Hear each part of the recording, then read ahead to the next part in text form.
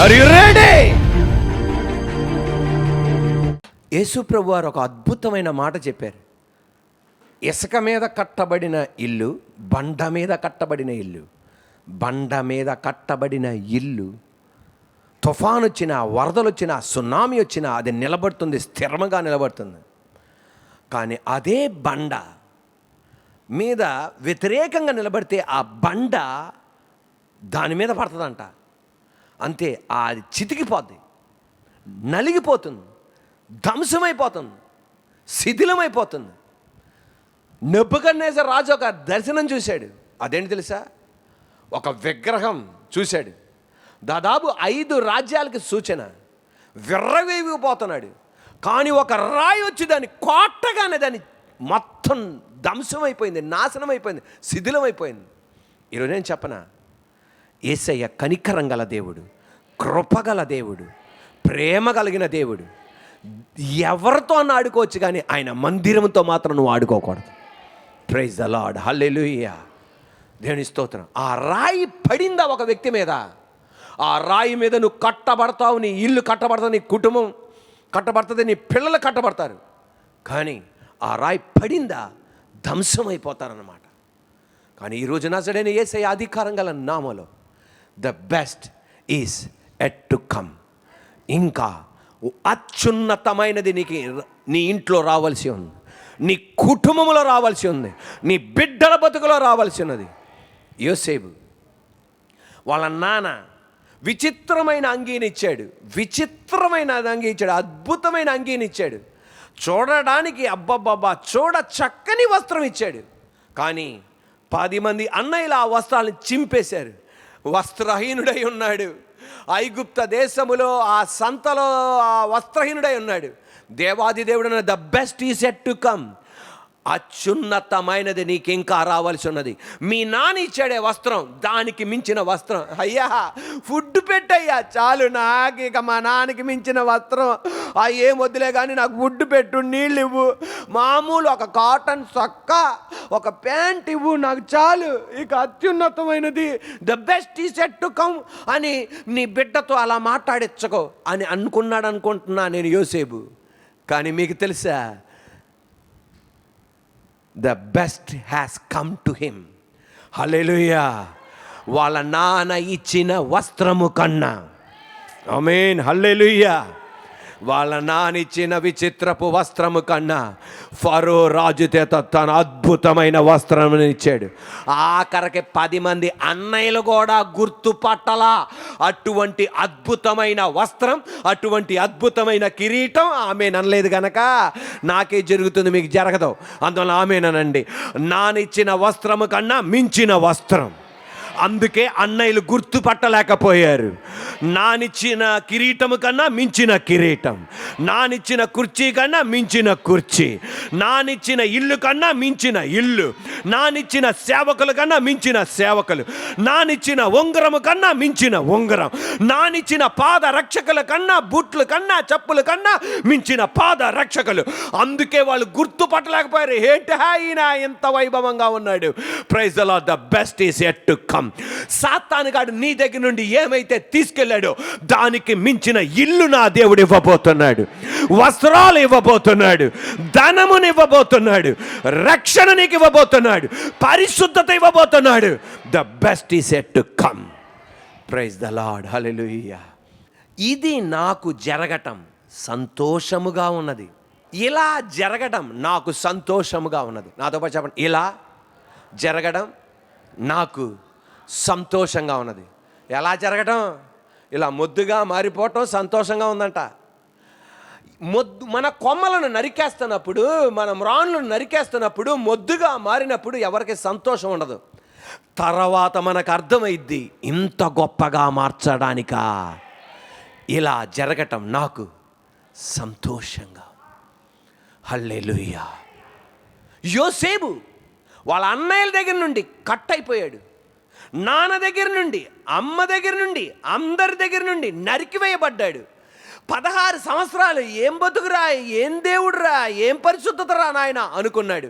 కానీ ఒక్కసారి సింహాసనానికి కూర్చోపెట్టగా అర్థమైంది, ఇలా జరగటం నాకు సంతోషంగా మారింది.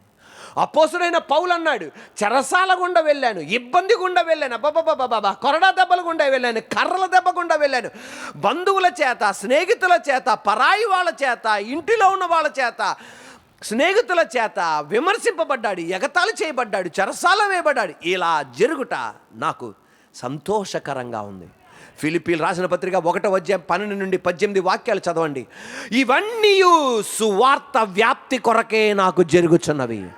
18 అంటున్నాడు, ఇది నాకు సంతోషంగా మారింది.